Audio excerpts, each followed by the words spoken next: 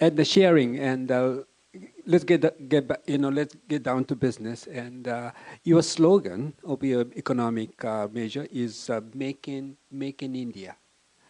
When it comes to this kind of slogan, for example, in Singapore, they have got World Hub, something like that. Why make in India?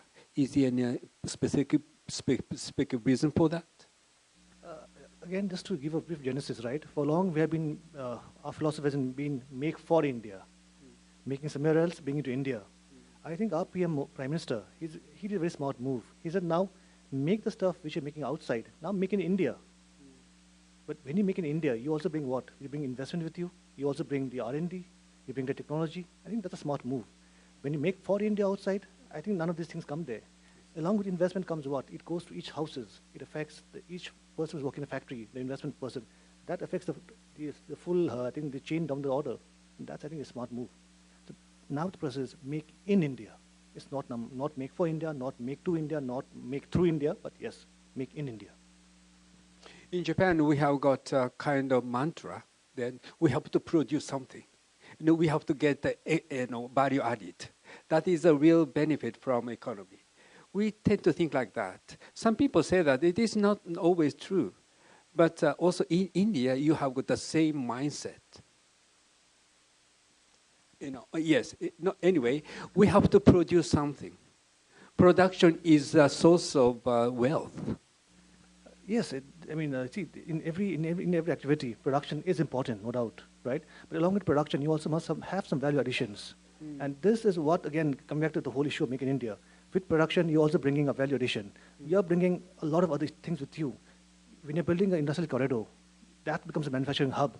But that particular area, it develops. It develops into, you have other spin-offs like schools, hospitals, roads. This is the entire concept of Make in India.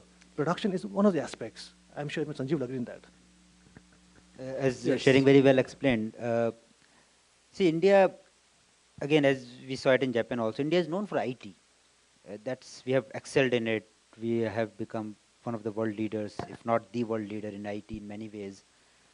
But IT can only create certain level of employment. It cannot create huge employment. For like Singapore, a country like Singapore can maybe survive on service industry because it's a small country. So they can stay focused on service industry and create enough employment for them.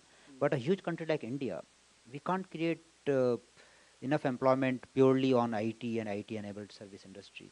So for large-scale employment, manufacturing is necessary. Manufacturing and infrastructure development. Infrastructure development is, again, a short-term thing, only as a facilitator. So long-term, large-scale employment can only come from manufacturing. So manufacturing is essential for Indian economic stability in the long run and employment creation. And of course, the huge market is there. So as Tseringh mentioned, it's a very good policy of Prime Minister Abe that, yes, consumer market is here, supply to it, but also make in India. And again, government is giving lots of nice facilities, incentives for foreign companies to do it in India. So it's a win-win.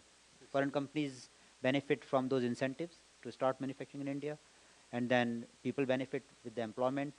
Then also the foreign companies get the human resource in India, which is also cheaper. So it's a very nice win-win concept. I see.